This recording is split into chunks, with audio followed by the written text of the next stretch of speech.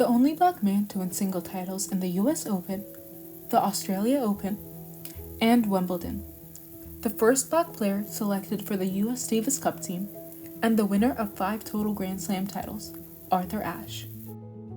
Arthur Ashe was a turning point in history, especially for those a part of marginalized communities, by being a remarkable model for other athletes, raising awareness for inadequate healthcare, and breaking color barriers. Born on July 10, 1943, and considered one of the greatest tennis players of all time, Arthur Ashe started his tennis career at just 7 years old. He was born in the segregated Richmond, Virginia, with a younger brother, Johnny Ashe. When he was 4 years old, his family moved to a house at the Brookfield Playground, a recreational facility for African Americans where his father worked and where Ashe started his tennis career, cultivated by Dr. Robert Walter Johnson.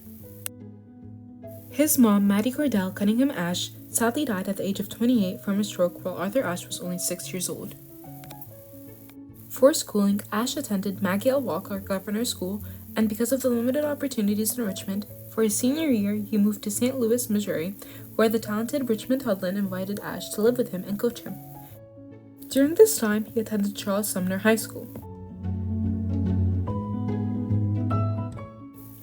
Although Richard Hudlin was a strict coach, making Ashe work extraordinarily hard, it was a great opportunity for Ashe because he finally was legally allowed to compete in official tennis events and competitions and even step on the court with white players. Ashe excelled in both academics and athletics, training every day and night, yet he still graduated first in his class. Ashe went to the University of California, Los Angeles for college on a full scholarship where he graduated with a degree in business administration, becoming the first in his family to graduate college. While maintaining good grades and participating in tennis, he was also active around campus by joining clubs in a fraternity. During his sophomore year, Ashe was featured for the second time in the Sports Illustrated Faces in the Crowd. In the 1960s, Ashe won the Eastern Clay Court Championship and was the first black player to win the National Junior Indoor Tennis title. Additionally, he won 11 National Youth Championships. At UCLA, he was coached by J.D. Morgan. UCLA had one of the best tennis programs, which allowed for recognition of Ashe. And later, in the same year, 1963, he made the U.S. Davis Cup team and continued to play till 1970, winning 27 Davis Cup matches, more than any other American. 2 years later, in 1965, Ashe won both the singles and doubles titles in the National Collegiate Athletic Association, the NCAA. Following his schooling, Arthur Ashe served his country and joined the U.S. Army in 1966 to 1968. During this time, Ashe continued playing and coaching tennis. He reached the rank of First Lieutenant while stationed at West Point in New York. In 1975, Arthur Ashe was the first black player to win another championship, the Pacific Southwest Championship in Los Angeles. In addition to being an unforgettable tennis player in history by breaking color barriers and inspiring other athletes, Arthur Ashe was also very family-oriented. On February 20th, 1977, Ashe married Janine Mutsumi, and in 1986, they adopted their daughter, Camera, named after her mother's profession, photography.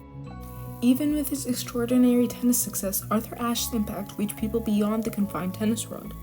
Ashe's significance was a turning point in history, not just for African Americans and not just for tennis players, but for student athletes, as he was a notable model that carved out his own path. For Haitian refugees, as he fought and protested for better treatment for them, even though it resulted in his arrest. For students who were deprived from opportunities to improve their academics, so he founded many programs including the National Junior Tennis League. For those with AIDS, as Ashe was determined to help those with AIDS, like himself, by speaking out about the difficulty of acquiring early AIDS drugs due to their inaccessibility and expense. He addressed the United Nations General Assembly, urging for increased AIDS research funding, and founded the Arthur Ashe Foundation for the Defeat of AIDS and the Arthur Ashe Institute of Urban Health, despite him having to publicly announce that he himself had AIDS when he was not ready yet. After undergoing many surgeries and suffering with severe chest pains, in 1980 having 818 career wins and 51 titles, Arthur Ashe retired from tennis at the age of 36. Even though Ashe spent many days in the hospital and underwent many surgeries, he never complained, which shows his kind and gentle character. I wondered that when your active career as a tennis player came to an end because of your heart disease, what was that like? It wasn't very traumatic for me at all, I don't think. Because I never wanted to think of myself as an athlete or a tennis player. Why? What did you think of yourself as? Well, again, one of the biggest problems in America for athletes, especially black athletes, is that they will define their own sense of self-worth, their own self-image in terms of how well they are at athletics. And if you do that, and you're only an athlete for a certain length of time, you're going to have monstrous problems later. So even before I had to retire, I always said that I don't want to be remembered in the final analysis for having won Wimbledon. I mean, what good does that do anybody? That is a wonderful, well-earned, and I take applause for having done it, but it is not the most important thing in my life, not even close. It's not the end-all of everything. The people watching this tonight, what have you got to say to them? Well, apropos of this show, that there's always hope. And you must live your life as if there is, or there will be some hope. And that hope should not be a selfish hope.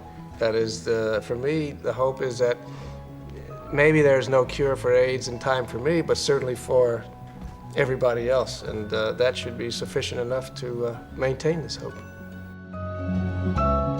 After Ashe's retirement, he did not leave the professional tennis world. He worked as a commentator for ABC News, was a sports writer for the Washington Post, Time Magazine, and Tennis Magazine, and also served as captain of the U.S. Davis Cup team from 1981 to 1985, leading them to 2 victories. In addition to the numerous awards that Arthur Ashe acquired, Ashe also received to be what's considered the highest civilian award in the U.S., the Presidential Medal of Freedom, given to those who made a contribution to the nation's interest through the culture endeavors or world peace, given by the President of the United States during 1993, Bill Clinton.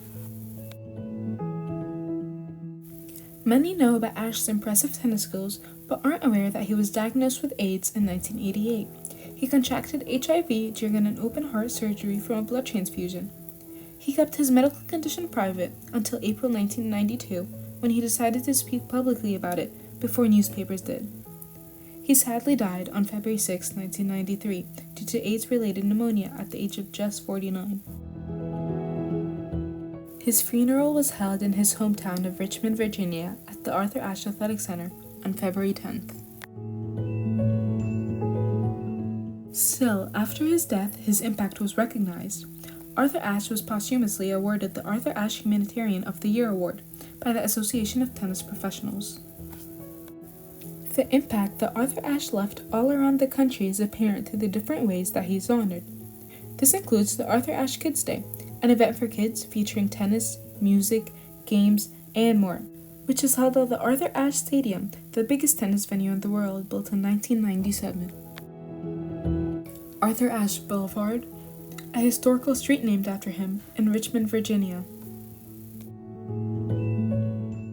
Many schools, including a middle school in Fort Lauderdale, Florida, and a charter school in New Orleans, Louisiana, and the Arthur Ashe Learning Center in UCLA, where his legacy will surely live on.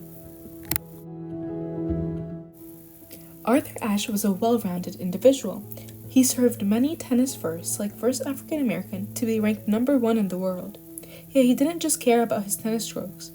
He was a turning point in history and a civil rights activist that truly wanted to help the world. And as Arthur Ashe said, "For what we get, we can make a living. What we give, however, makes a life."